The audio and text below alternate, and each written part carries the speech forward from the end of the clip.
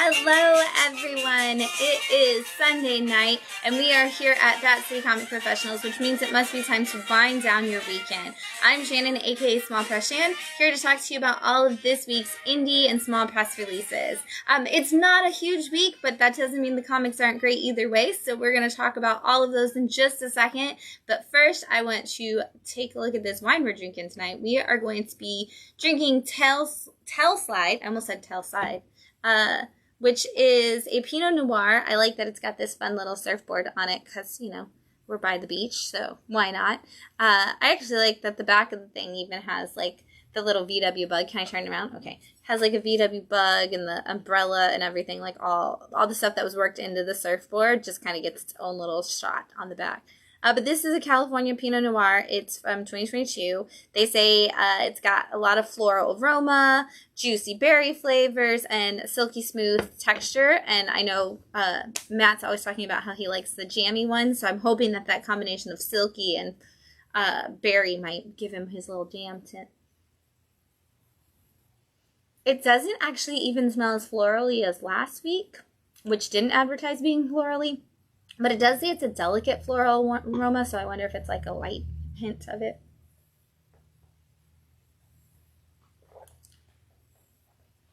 Oh, it is very berry. Very berry. Not jammy. Not jammy. No, it's definitely heavier on the berry side, but not as silky. Like when I hear silky smooth, I think it's going to be one of those where like it almost coats your tongue with the softness. This kind of just tastes like right in the middle. It's kind of not too smooth, not too silky smooth. It's like if everything was like a little chart, I feel like I would put it like lower on the silky smooth side, but that's just me. What do you think, Matt? It's got an interesting aftertaste. It's got like a little bit of a peppery bite at the back end. I haven't had a second sip yet though. Take another sip. I definitely think it does have a little bit of a kick on the end. I don't know if it's peppery quite yet, but it does have like a little bit more of an upflow, like not so much just a sweet taste. It kind of has a little bit more something else that's there. It's definitely drier, not sweeter. Yeah. But even like that like the berry flavor, like you said, it's not, I don't feel like it's as peppery, but there's something that cuts the berry like in half on the aftertaste, which is nice. It definitely feels like being called Tailslide. It feels like this is, if I was gonna drink a wine on the beach, this is kind of like light enough that I would want to drink this. Like it's a beach red wine. It's a beach red wine. Is that a thing? Has that existed before? I don't know, but especially like because it's California, so I'm like in a cool California beach where it's not warm and you just like sit there with your toes in the cold sand. This would actually, like, I can envision drinking this wine there. Not in the bottle though, because of course we don't want to take glass to the beach, so you know, put it in something plastic to take with you. Don't take your glass wine bottles to the beach. But, yeah, it's pretty good. So we're going to be drinking Tailslide tonight. It says to pair it with chicken, salmon, or pasta, which I definitely think the lighter foods like that, the white meats, would be good. Or if you eat something really heavy, you could probably pair it with it because this wine's not going to be as heavy. Yeah, that's true. To go with your heavy food. I think so. I'm going to share this really fast so people can join us. All right. I said that and I didn't realize you moved the bottle, so it was on the empty bottle. So there you go. Yeah, there you go. Yeah, you could pair it with a heavy food just to give you something lighter for your drink. But I think that it does definitely have a nice blend to a white meat taste to it. So that's what we're drinking tonight. I'm going to slide it over. We had a really fun day yesterday here at Bat City. We took a bunch of boxes out of the back room that we hadn't gone through and put them outside and let people have at them. And it was so much fun. So thank you to everybody that came out. We had so many people who, you know, are supportive customers who are always here for all the great events, and so many new people who I hope we'll see you again, because that was so much fun to get to meet so many new faces and just get to talk about comics and see what everybody, like, if you had an unending supply of comics to dig through, like, what would you hunt for? It was really cool to see what everybody's go-to was as they dove into the bins. The other thing we had this week is I got to go out to Miller Elementary for their literacy night, and they had some of the best Seussical themed decorations I have ever seen. They did the entire first floor of their school. It was absolutely stunning, like great work, Miller Elementary teachers. And then I got to hang out and make comics with parents and their kids at the same time, which is always one of my favorite things to do. I love to see parents helping their kids with their comic stories, and then parents challenging themselves to do the stories as well. It was a lot of fun, and a huge shout out to my middle school volunteers, Jaden and Connor, who were out there talking to everybody about the comic making process, talking to people about, what they could do with their stories. Connor became an expert in story cubes and was helping younger kids build stories out of story cubes by the end of the night. So that was really cool to see. So thank you to both of them. They are amazing 6th graders who showed up to help out, and that was awesome to see. And thank you again, Miller Elementary, for inviting us. This last week, we also did 2 special panels, which will be going up on our YouTube soon. I did an in conversation with our good friend, Dr. Zachary Stuckelman, who talked with me about education in the classroom using comic books and how we can work as parents, teachers, librarians, just an adult in a child's life to talk about reading and growth and personal development through comic books, which is really cool. And then I also had an in conversation with art historian Barrett Burke, who you may know if you've been into the shop because he does volunteer here incredibly well all the time. And so we had a great conversation about art history and kind of infused that the last 100 years of comics into that conversation about what art history looks like and defining comics in there. And then we've started to receive our bookmark submissions from different schools. If you already dropped off your Will Eisner Spirit of Comics bookmark, I meant to bring some of the amazing ones that we got, but we have been getting our Spirit of Comics bookmark entries back. We have had so many come in. I'm already deciding on completely different judges because I don't want to have to choose because they're so good. But we had a bunch of teachers and parents who said that their kids are still working on theirs. And so if you are a parent or a teacher who still has some Will Eisner Spirit of Comics bookmarks submissions to turn in, that's okay. We're not gonna discount you if you didn't get them in by Friday. If you can get them into us by the end of this week, that will be amazing. So we're going to post that up again on social media, that if you still have them or if you're still looking to enter, you can still download the entry form off of our website and get that into us by this Friday coming up, which is the 15th. Yes, if you can get it to us by March 15th, we will go ahead and still have those entries in for the judges to look at the week after. So keep that in mind. Or bring them to Comic Creation Workshops, which are this Saturday, the 16th. If you pop in for that, you can always bring them for that. We have one at 11:30 and one at 3:30, free workshops for kiddos to learn how to make their own comics, happening here at Bat City. And the 14th is Ladies and Non-Binary Nerd Night. So that starts at 8 p.m. Come hang out, have some fun. It's always a blast. We take the stores closed at that point, so you get private shopping hours and fun hangout time with all the other lady and non-binary nerds in the area. So come hang out. It's an amazing time. Speaking of amazing, we're going to talk about this week's comics. So I'm going to jump right on in. We're going to kick it off with Kaya, issue 16 from Image Comics.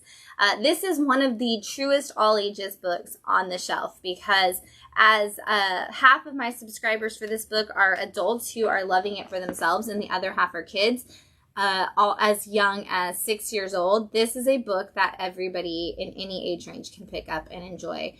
It's about a young girl named Kaya who thought she was supposed to be the golden child, only to find out that she is not the chosen one. It is her little brother. And then their entire village is destroyed all before the first issue of the comic ever came to be. And they are on their way to find the priest who can train her brother in his magic that will save the entire world. And of course, every obstacle they could possibly have and every challenge they could face, they have. And Kaya has done her best possible work to keep her brother safe. And in this issue, they find out that the king who is trying to destroy the chosen one is coming for them. He is getting closer. He has discovered maybe where they are. And Jin, the younger brother, has gone into spirit waters and taken a massive gulp of them and is now essentially in a magical coma. And it has to deal with working his own way out and kind of dealing with himself of, you know, if I am the chosen one, what does that mean? And can I overcome the darkness that is looming in my way? And Kaya will do anything to protect her brother, including jumping into those same waters to try to save him. So we're going to see where this goes. Honestly, this is one of those stories where we are supposed to be on a faraway journey, and the closer we get to where we're going, the bigger the problems get. And so this could go on for easily like 3 or 4 more volumes or story arcs and still be fine. TMNT, Saturday Morning Adventures, issue 11. Recently, our Ninja Turtles have been dealing with going back in time. Leonardo was sucked back to feudal Japan with the Shredder, who has found a magic sword that can cut portals into time and space. Shredder makes it back to the future before Leonardo does. And now that Leonardo's back, the Turtles must find Shredder and stop him before he can bring a futuristic technodrome to the world, which of course, you know, Krang is just salivating at the idea of having this like upgraded technodrome. But the Turtles are here to fight, and they aren't going to let things go easily. And so they are taking out the Shredder, the Foot Clan, Bebop, Rocksteady, and, you know, Krang never gets his little paws dirty, so he's not actually, like, in any of the fights. But it's fun to see this. This is the wrap-up of this 3-part story arc that we've been on, and a new adventure is coming. If you are a fan of the show, Teenage Mutant Ninja Turtles from the 80s, 90s, you definitely need to be reading this comic. This is just new episodes of the show continuing in comic book form. So jump in, and aside from those little mini adventures where it's like we might have 2 or 3 that connect, it's just like any other episode of Ninja Turtles where you could kind of just watch one and be fine wherever you are. Antarctica, issue 9 from Image Comics. This is the story of a girl who finds out that her dad was killed in the process of doing some research on 2 different like parallel worlds, essentially. And she has been at the hub of all of it, but didn't know that until she actually started investigating what happened to her dad, which of course, based on the name, you'll figure is in Antarctica. And as these 2 parallel worlds are starting to merge together and things are going completely sideways, we actually just jumped back on this story arc to the story of her dad and how he got involved in all of this, and what is really going on with her, and how she was put into the place that she's in. And so in this issue, we are actually seeing kind of the climax of the dad's story and what led to everything we learned indirectly about him in the beginning. We're finally seeing that direct version in this, which is really kind of funny because the dad gets flashback scenes like in his story, and then it's like now, but now is a flashback from where we were in the first arc. So it's kind of like, okay, wait, we're not going back to her story. We're still in the dad. So you have to pay attention to that and realize like this whole arc is just with him. And so it's all prior to her being this adult that we've been searching for. All right. Speaking of some sci-fi craziness, we've got Void Rivals, issue 7 from the Skybound from Image, and of course the Energon universe. This is what kicked off the launch of our Transformers G.I. Joe crossover world from Robert Kirkman and the team of Skybound writers that are bringing all of that to life for us. This had the first teaser of a Transformer at the end of issue 1, but has actually been the story of 2 warring planets who have been taught to believe that neither one of them is, you know, each one of them is superior and the other species is the problem. And as we've seen, because 2 of them crash land together on a planet, we've learned that there's actually nothing different between them, and their war is kind of fabricated. And now they are trying to prove that, but of course the powers that be don't want them to have that exposure, and they don't want the war to stop. And so they are trying to stop them before they can get that information out to the people. How this is going to come back and connect back into the Transformers G.I. Joe world, I don't know. But you know what? The Walking Dead wasn't about aliens. So wherever Robert Kirkman is going, you know it's going to go somewhere crazy and get us a story that is absolutely going to somehow just keep moving this universe along and give us something. So I don't know I don't know, maybe their planet that they're on is going to end up being like the source of energon, like the fuel that the Transformers need or whatever. Who knows? But it's going to come back around. So if you're reading your Transformers G.I. Joe universe from all that energon stuff, make sure you're keeping up with Void Rivals so you can see where that's going to go. The Devil That Wears My Face, issue 5 from Mad Cave. This book is so wicked good.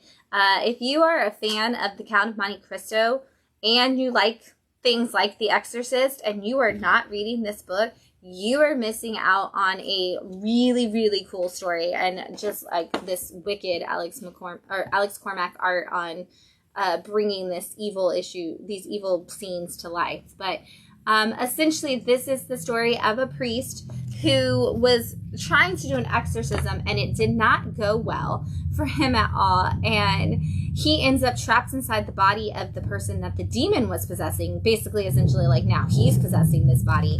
And the demon takes over his body. Well, that demon is Legion. And Legion is now working his way through the Vatican to try to take over, essentially, the entire world as the Pope. And he is moving and shaking and making everything terrible for everybody. Meanwhile, our priest has started essentially Count of Monte Cristo-ing the situation, has built himself up to somebody that people will trust, gets the audience of the Vatican, and is able to kind of work his way back into an arena where he can fight against Legion and this world that he's creating. But nothing has gone right ever in this story for this poor guy who is trying so hard to fight. And we find ourselves leading towards like a massive battle at the end of like this series, I'm sure, between him and Legion, and it is gonna be crazy. Who knows who's gonna win? Honestly, if David Pivos left this where Legion actually won and we were supposed to believe that the Vatican has been run forever by this demon culture, I wouldn't be surprised if that's where he goes with this story, because he has given us no hope that we might win. Even when he gives us little bits of it, he takes it away very quickly. So this could go bad, but we might see the end in the next issue. So we'll find out. Empath, issue 5 from Black Box Comics. This is the story of a man who has the superpower of being empathic. And so not only does he feel everybody's emotions, but he's able to take that and kind of actually see the situation and play it out and then use the other people's emotional energy against them. Like it basically charges him and his powers. And over the course of the series, he has been working with this doctor, and he's been trying to stop a man who is trafficking women, and this doctor has been kind of helping him while also taking care of his sister who was in a coma. Well, we found out recently that this doctor is somebody who is basically making her own choices about people's medical care and kind of making decisions that could end people's lives. And yet she is still the only person that he can work with on his situation. So while he no longer can trust her and the things that she's doing kind of feels like she's just as bad as everybody else, he really only has one option, and that's to use her for information if he's going to stop the sex trafficking ring. And of course, he's like, it doesn't matter about me or my feelings or anything. The most important thing is that we have to stop these terrible people, and we're going to see if he's able to pull that off soon. Nomad the Unconquerable, The Cave of Broken Tombs, issue 5 from Battle Quest. This is the end of the second arc of the Nomad story. In the first arc, we saw Nomad himself, who was the king of a realm, go off on an adventure. He was supposed to help some people that they had promised to protect. Found out that all of this crazy stuff was happening. Essentially, this very olden time is seeing stuff like magic and aliens and all kinds of weird things, futuristic tech. And he ends up spending way too much time there, to the point where this arc has followed his son, who is now old enough to be an older teen in his 20s kind of thing. And he's also coming into this magic and this leadership role. And their paths end up crossing again as they end up in the Cave of Broken Tombs. And they are trying to stop this evil.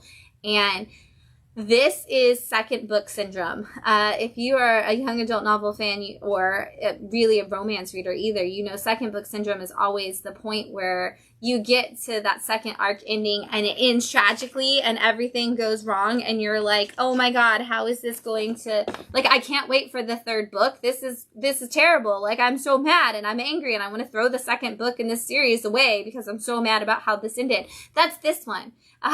Tragedy ensues, lots of bad things happen, and now I'm just waiting for arc 3 of Nomad to come out because I need to know if Nomad is able to actually recover from all of the bad things that happened in volume 2. This book is beautiful. I love the blue grayscale that they use on it, and this father and son team just trying to figure out their own relationship while also ruling this kingdom while also trying to save everybody else in the world. It's just makes lots of both like fantasy level storytelling that's great. Sounds like Across the Spider-Verse. It does kind of, yeah, the way everybody ended Across the Spider-Verse and was mad, yeah, very much like that. Time Traveler Tales, issue 4 from Dark Horse. This is another great all-ages title. This is about a young boy who has the ability to travel through time. And he's able to do it with this like magical clock that he has.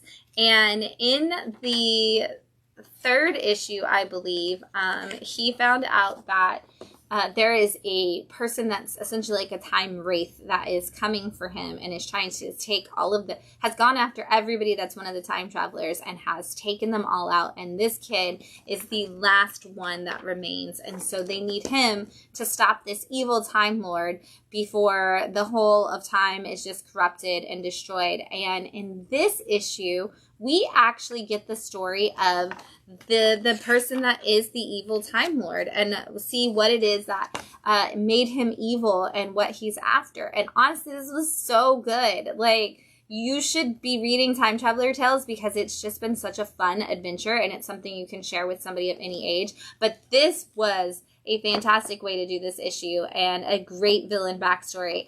I'll probably order more of just this issue just for story spelunkers because we always talk about how you have to give your villain something that's relatable and something that makes it believable that they would turn to the darkness. And this book nailed every beat of that this week. It was such a good origin story. So check it out. Subgenre, issue 4 from Dark Horse Comics. This is Matt Kent's latest prestige format Dark Horse book. And this is all about a man who we think is essentially a detective who seems to be going into stories and doing different detective work throughout the stories. But as we, the reader, have learned, he actually may not be the good guy. He may actually be delusional about who he is and what's going on. And we saw that twist and turn coming and throughout all of the like second and third issues. And in this one, he's having a self monologue, like the narration throughout of him talking about the people that you meet as a detective and how you're able to solve the problem because you're able to read people. But what if the problem is yourself and you can't read yourself as well because you're you're a biased party. And so you'll never get that full view of what is actually happening. And the way they layer that into this story is just really, really good. Another fantastic use of storytelling in this book. But we see him finally coming to terms with some big things in this issue, only to make some decisions that once again kind of keep the story pushing forward. And where is it going to go and how are we going to find out what is truly going on and what is happening?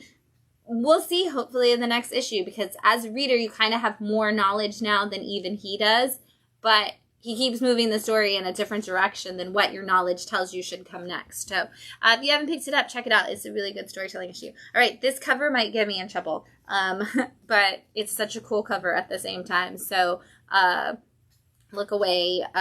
This is Crave from Maria Lovett and Image Comics. This is issue 4. I love this tarot card variant, so I had to bring it up.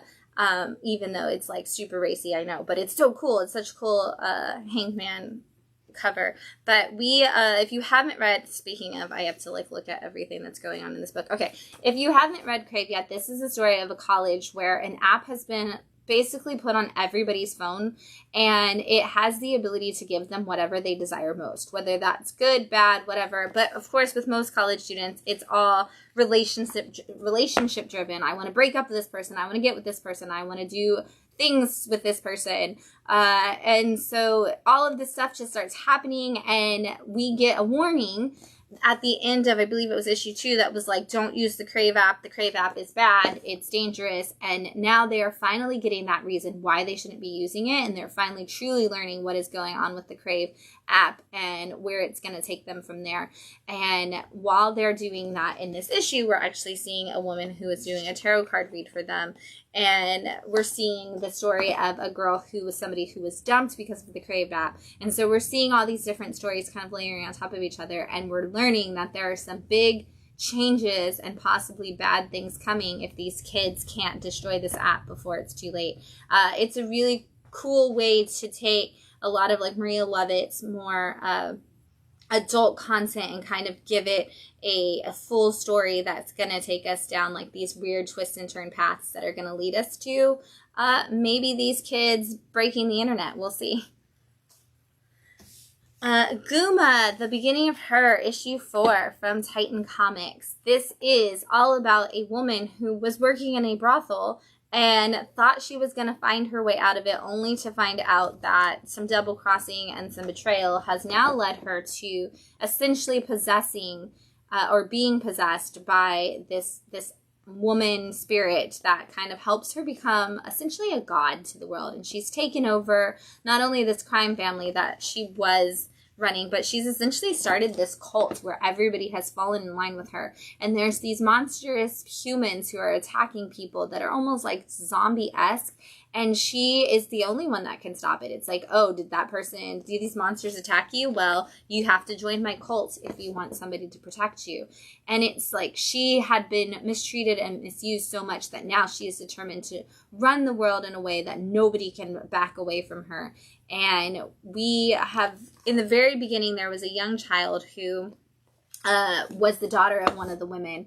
And now that child has become a teenager, it seems. It seems like this might be the teenage daughter of that girl that we're seeing little glimpses of at the back half of this book, who kind of wants to solve the mystery of what is actually going on and how this cult was formed and what this, like, maybe are they also putting the monsters in the world just as much as they are stopping them. We're going to see where that goes and maybe reveal a little bit more about who that character actually is as the time comes when we get a little further in the story. I'm going to take another drink of Tailslide. I always want to say Tailside, but it's Tailslide. Is that a surf term? Yeah. Okay. It's a move. It's a move. What does it mean? It usually means to kick your tail back and go over the wave, I believe. So you go tail up rather than nose up. Oh, okay. So like when they kind of like turn like that? Yeah, it's like a drift. Okay. It's what they call it in car terms. Yeah, it's like drifting is tail sliding. Yeah, okay. So. Okay, that's cool. If that's wrong, you can tell us, please, internet. Right. But that's a cool term for it.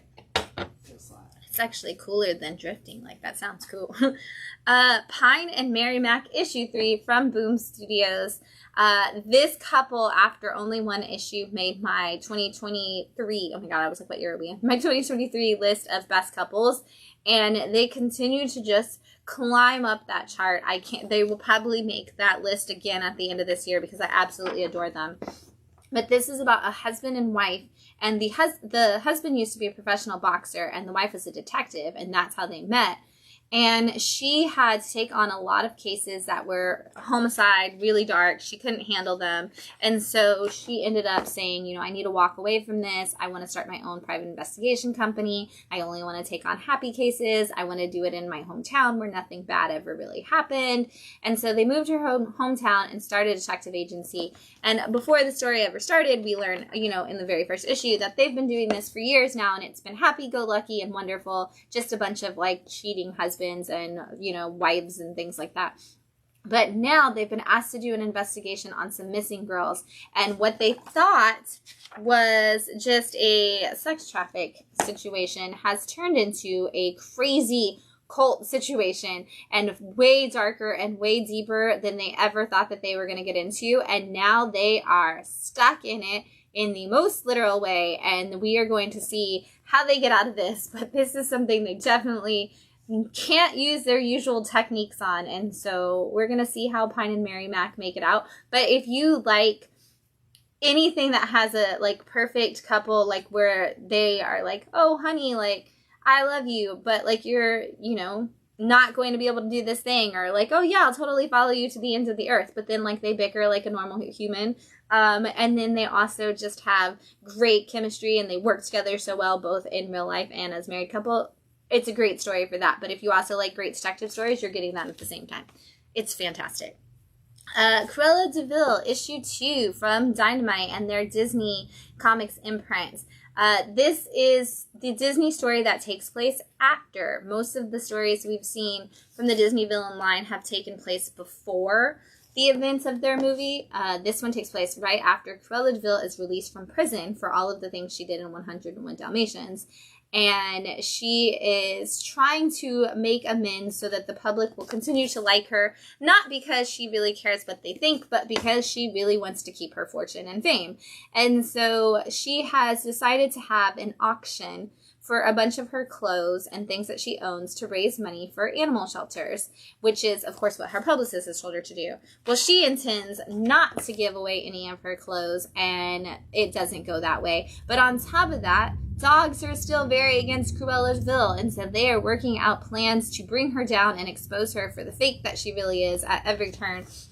And a mysterious new character that we've never met before from the Disney movies, like does not exist in the Disney movies, new character just for the story, is about to come our way, premiering at the end of this issue. We're going to see what they want with Cruella and whether or not Cruella can actually recover from her own bad PR.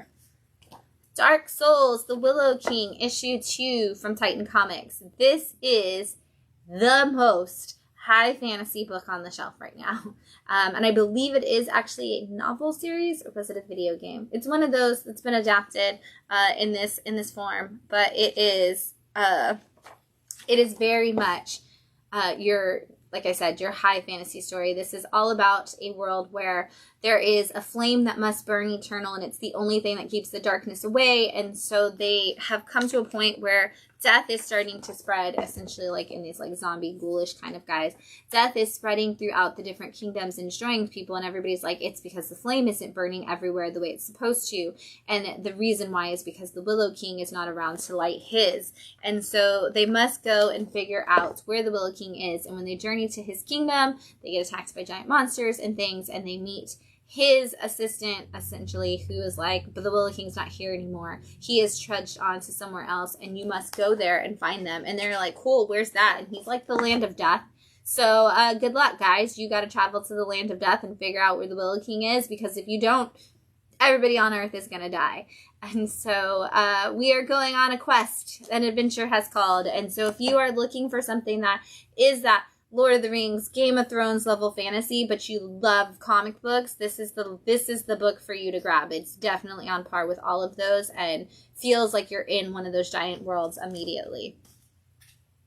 Under Heist, issue 2 from Boom Studios. This is about a group of people who decide they're going to do one last job. And if you've ever seen anybody say, we're going to do one last job in a crime book, you know that is not how that's going to go down. And so they decide they're going to rob this bank and they're going to steal all this money, and they're doing it through the subway system, like the abandoned subway system that runs under it. And in issue 1, they get their money and they think everything's going well, but it's not. It's really, really not. And so our main guy who set up the operation and is supposed to be, you know, controlling where the money went and making sure everybody gets their share, is finding out that his team didn't make it out the same way that they went in, and bad things are happening. And I don't want to tell you what they are, because this was actually super cool the way the experiences are playing out for him as he starts to see each of his team members, again, trying to make sure that the money is found and that they're all able to get away. What's happening with these team members is dark and creepy and awesome and is what makes the story. And so if you want a heist book that goes completely wrong and also has supernatural, like dark, creepy elements to it, Under Heist is going to be your book, and we're only on issue 2, so now's the time to jump in. Beyond Real issue 2 from Vault Comics. If you shop at Bat City, you got issue 1 of this for free. And we had so many people who were like, this is a really cool book. Well, issue 2 is out, so make sure you're jumping into that one. But issue 1 showed us a woman and her partner who he believed that the world was all a simulation and that we were just kind of moving through that computer simulation as life, very much like the Matrix. And in the very first couple of pages, they end up in an accident that leads them to a place where she needs to figure out if he's okay and if everything's going, to be okay ever again. And somehow she ends up seeing the world exactly how he described it in that simulation. And now she is trying to work her way through it to figure out a way to save him and herself and maybe everybody else that's ever been exposed to this real world. Like, how do we get back into the Matrix almost kind of situation? And she, because of the work that he did, has both a full understanding of and yet a complete disbelief of everything, which is giving her the ultimate power in this world. This is a great way of doing a love story. I'm going to save the one I love, but also giving us a little bit of that sci-fi that Vault is so good at. So check it out if you didn't grab an issue 1. I think we might have a couple at this point, but you definitely want to grab issues 1 and 2 and jump into this because it's going to be a good one. All right, new books launching this week. There's so many great stories all the time, and this is no exception. We've got The Fog, issue 1 from Sumerian. If you are a fan of the Fog movie, or like the newer Fog movie, or any of the things that the Fog has ever done, especially if you're a fan of the action figure that doesn't really exist but is my favorite thing Fog related ever, this is a great book for you to pick up. This is the story of a woman who runs a podcast, and it's all about debunking paranormal experiences or proving that they're true, I guess I should say. And she decides that she's going to go to the place where the fog has hit, and it's hit more than once. It's hit twice. So we kind of basically acknowledge that there's more than one movie. And she has a special connection to this place. She has been told that her parents were there and that they were somehow connected to it, but her parents have never told her anything about it. And so she is kind of doing this to prove what happened with the fog, but she's also trying to prove what her family connection is. And so we're seeing characters and storylines that you've seen pull through the movies before, same way that the Sumerian American Psycho and Basic Instinct kind of take place in those same worlds and give us new stories in there. This is going to do the same for The Fog. If you're not a fan of The Fog and you don't know it, it's actually still an easy, fun read to give you a fun adventure for, again, paranormal investigation and weird, creepy things that are going to happen.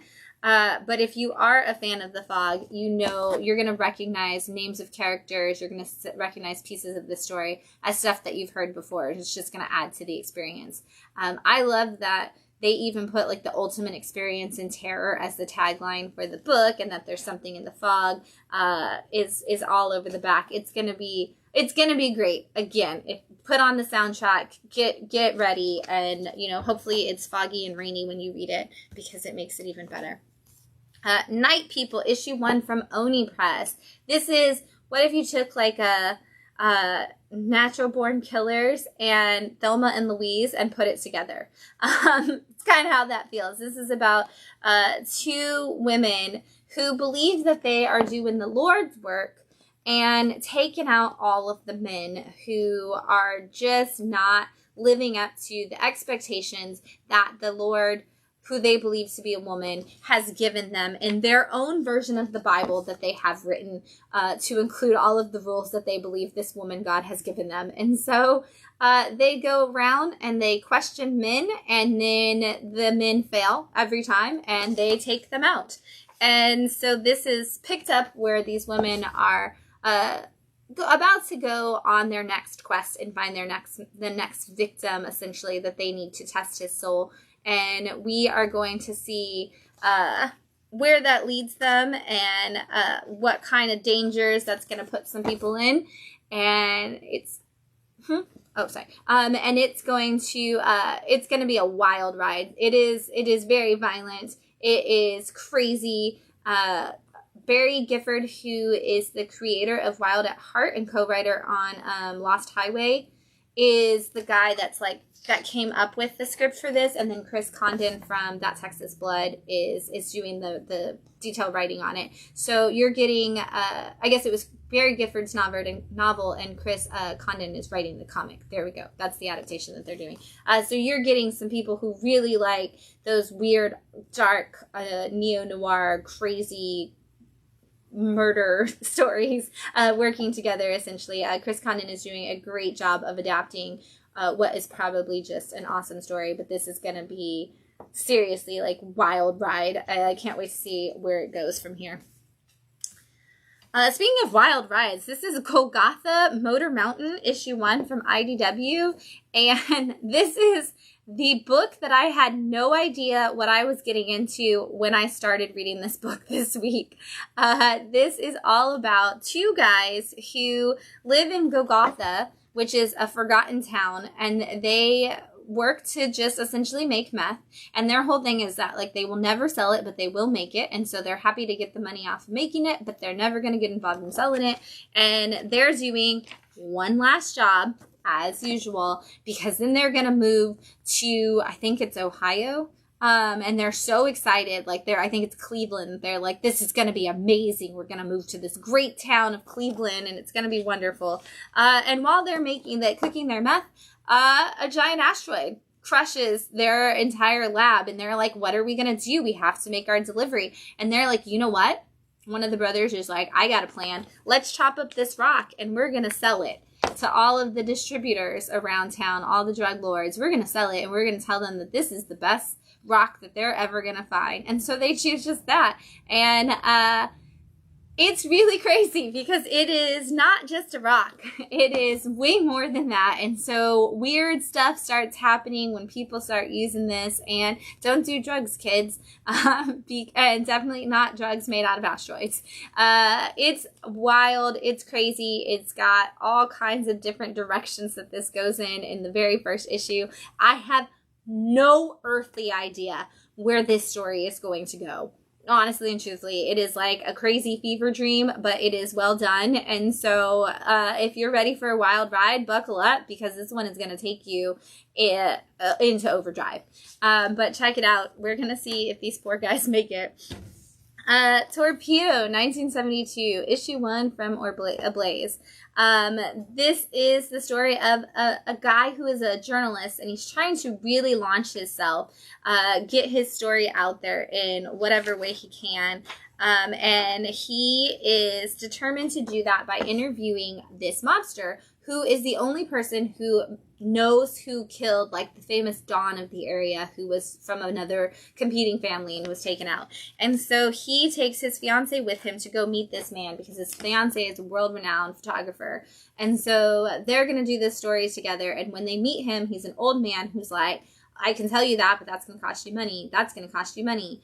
And he tells them all the different names of all the different people that were involved in this crime, and basically exonerates himself, but names a lot of names that would get him in trouble if people knew he named. Well, something really bad happens, which definitely needs a trigger warning for those who have been victims of sexual assault, and to the fiance of the man. And she is like, we need to do something about this guy and about where we're going with this. We need to take him down. And so they choose to make some choices that I can't show you most of that. So they choose to make some choices that are going to lead them into a very dark predicament, and we are going to see where that definitely goes in issue 2. And I love that, like, even the tagline of this is there's the boss. And it shows, like, I'm going to show you the back, the little, like, the old man just sitting in the park feeding pigeons. And they're like, this guy couldn't possibly be dangerous. And they have set him up for the first half of this issue, like, fully, that he could not be dangerous in any way, shape, or form. And that just means that this guy is going to be, like, the ultimate crime lord that takes them all out in the end. Betty and Veronica, Friends Forever Sleepover. This is a one-shot from Archie Comics, and, like, the complete opposite end of the spectrum of the last few books that we just talked about. This features one news story about Betty and Veronica, and it's done by Dan Parent, who's one of the the biggest Archie creators at this point. And all the girls are getting together at Alexandra Cabot's house, who you may know from Josie and the Pussycats. And they find out that there is a haunted painting in there. And they all are really afraid of it and scared. And they don't know what to do, so they end up covering it. But some magic and mayhem starts sneaking out through this painting. And Sabrina thinks it's all her fault. Alexandra thinks it's her fault. And maybe we've got some secret magic being exposed to different people. And then, of course, we get a bunch of backup stories from different times throughout the Archie world, most of which, of course, have sleepovers in them, one of which is about the girls all getting together at Veronica's house and Veronica telling them how much she hates Cheryl, only to find out that Cheryl and her friends are pranking her throughout their slumber party, and so now they have to get back at Cheryl in their own way. Cute Archie-style hijinks, fun ensue. And then there's also one where Sabrina gets to have her own slumber party, or it's supposed to be on her own, and her cousin shows up for a slumber party, and Harvey gets tormented in some of the funniest ways. And we just get some cute little stories. So if you're just looking for something lighthearted and enjoyable, this is going to be definitely the one, and a great, of course, all-ages book, as Betty and Veronica always are. And then our last new book this week is The Last Mermaid, issue 1 from Image Comics. This is a gorgeous book. And not surprising, the creator of this book was an animator working for a long time on animation with a lot of the big studios, and decided that this book is something that he had wanted to turn into an animated cartoon and never got the chance. So thought, hey, let me go back to comics and make it as a comic, and it is stunningly gorgeous. And it feels like you're watching a cartoon, but it is all about the future where we have destroyed the world, and so it's all covered in sand. It's a wasteland. There's like no water. And the last remaining mermaid and her best friend, who's an axolotl named Lottie, are walking around in a mech suit that's filled with water, just trying to go from one place to another to find more water. And as the story opens up, we find out that the water in her mech suit is contaminated, and so they must find some more water so that they can get fresh water moving through and they can breathe and survive. And they end up finding a canyon that is filled with water that can help them through, but things are never as they seem. And so this is, again, I want them to actually make this. It's just storyboards. It's storyboards for the best animated movie we haven't seen yet. And so I hope that we do get to actually see success come from this comic that gives us enough to get the show or the animated movie out of it, because it's so great. And I just read a preview of issue 2 today, and I'm like obsessed with where this story could go and what's going to happen. And the way that this creator does cliffhangers, you can tell that they worked in animation and storytelling for a long time, because they're really good at like having those mini cliffhangers build towards just another giant cliffhanger. Such a great book. And honestly, this is our last copy because we had it up at the front today because it is a weird, or this week because it's a weird size and there's nowhere I could put it. And everybody that picked it up thought, I'm just going to buy it because this is beautiful. And I think the last copy had like 6 people arguing over it. So if you didn't get it this week, I have 1 copy left. You should definitely check it out. All right, I'm going to take a drink before I do this, but we've got 3 picks of the week that are some of my Shann favorites and fan favorites. So I'm going to take one more drink of Tailslide really fast. Guys, you can possibly hear, but you can't see the beautiful cat that is purring on the other side of this thing, and it's just a distraction to me the whole time of how gorgeous and wonderful she is. You may have seen her in our picture of our International Women's Day picture, where we included her in the women behind that city, because she works so hard to be so cute. But Shann picks of the week this week. We're going to kick it off with Love Everlasting. This is issue 13 from Image Comics and Tom King. And every time Tom takes this in a different direction, I think this is the best that this book is ever going to get. And then Tom takes it in another direction, and I'm like, okay, I was wrong. This is another one of those issues. So if you've been following Love Everlasting, you know it's a story of a woman named Joan who has no desires in life except to fall in love and have the perfect happy relationship. Except if you've been following along with Love Everlasting, you know it's all fake. You know none of it's actually true. Every time Joan falls in love, she gets killed and she wakes up inside another perfect romance novel style relationship. And we recently found out that the guy that shows up to kill her all the time, we found his origin story. We just had like 3 or 4 issues that went into all of that. I'm not revealing any of that information because you need to figure it out on your own.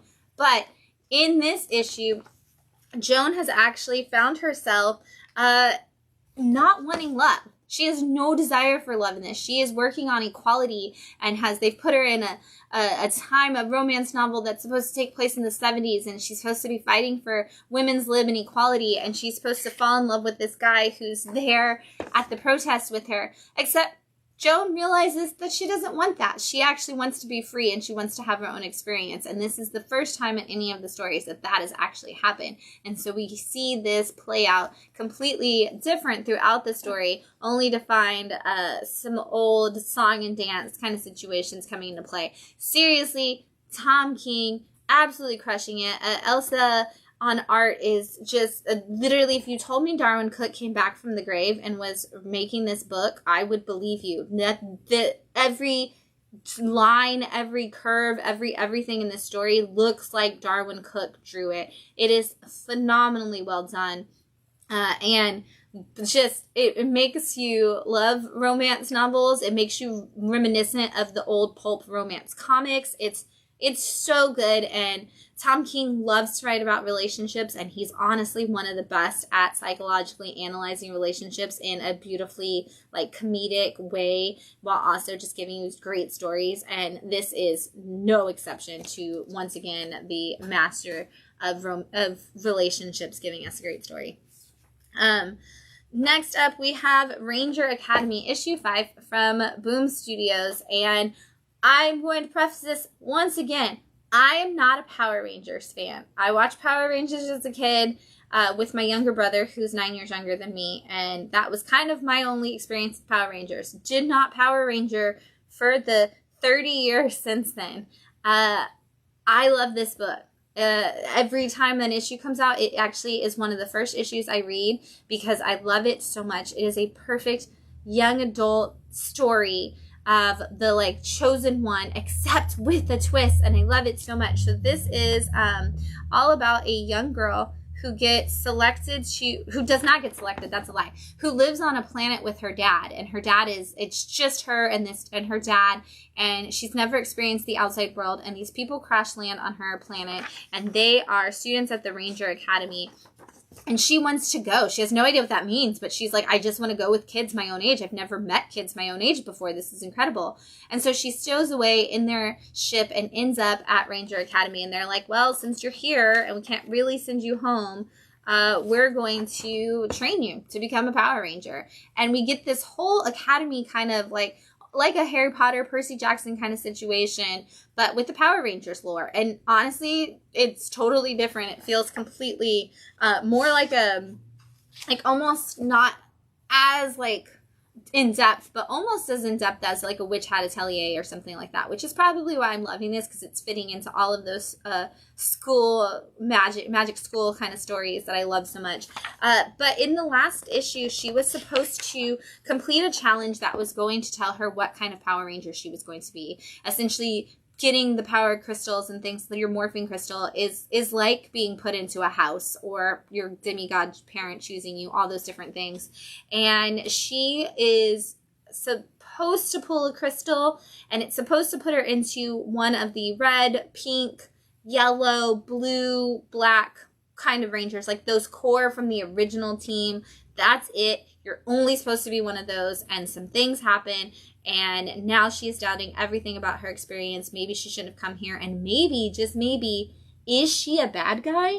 That she didn't know she was evil, and she's never had a chance to, like, experience that, and what is going on with her dad, and who is he, and why does he seem to know more about this Ranger stuff than she ever knew that he knew?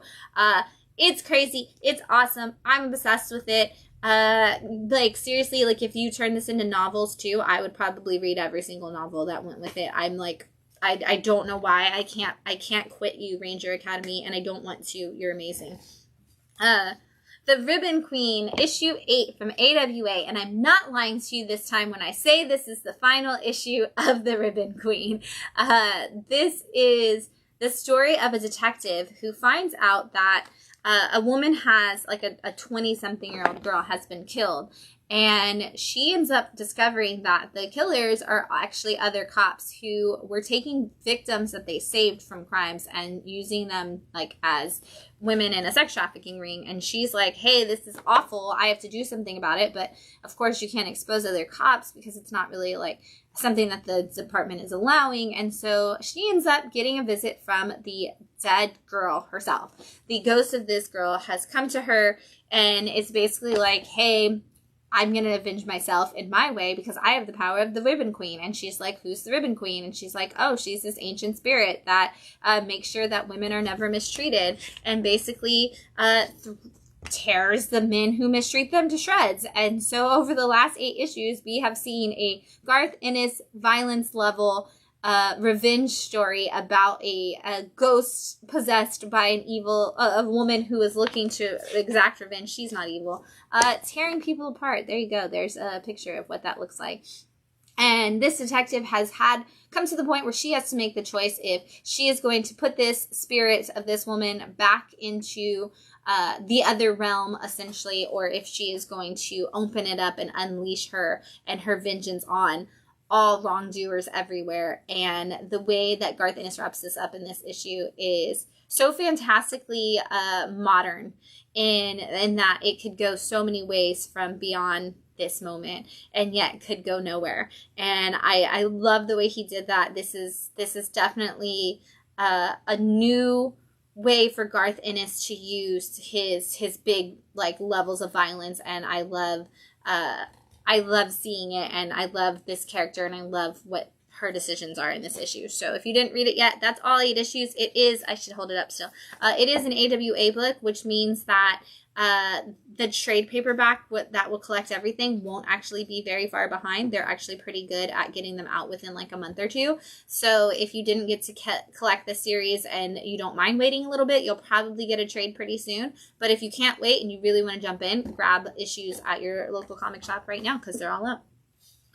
Speaking of issues you should grab at your local comic shop, I'm going to run through everything else that came out this week as fast as possible. So, Walking Dead Deluxe. We are reprinting The Walking Dead in color. Issue 84 came out this week, which means we're getting pretty close. We're like, 2/3 of the way through Walking Dead at that point. A new issue comes out every week. So, issue 4 of Thanos is out this week from Marvel, and I had so many people debating which covers were their favorite because there were so many cool covers this week. Suicide Squad Kill Arkham Asylum. This is issue 2. That's what I thought. And it's polybagged because they do have game codes. If you're playing the Suicide Squad game that's out right now, these are game codes for different items in your game. Shazam issue 9, part of your Dawn of DC. This has been one of the fan favorites for us for the Dawn of DC universe. Sentry is back. We've got issue 4 from Marvel Comics. We've got Red Sonja, issue 8. This is your newest volume of Red Sonja, taking place right now.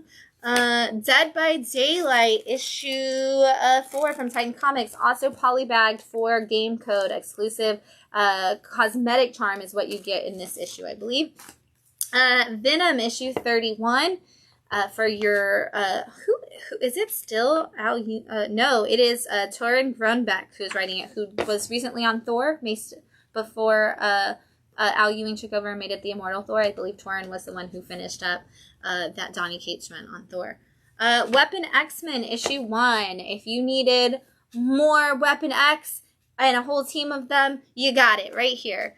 Dead X-Men issue 2 is out this week. X-Men 32 is out this week. We got a lot of these headshot variants coming your way in a second with Captain America issue 7 and Avengers issue 11. So if you are a fan of those headshot variants, which I think they probably look really cool all framed next to each other, a whole wall, but I like the pop backgrounds behind them.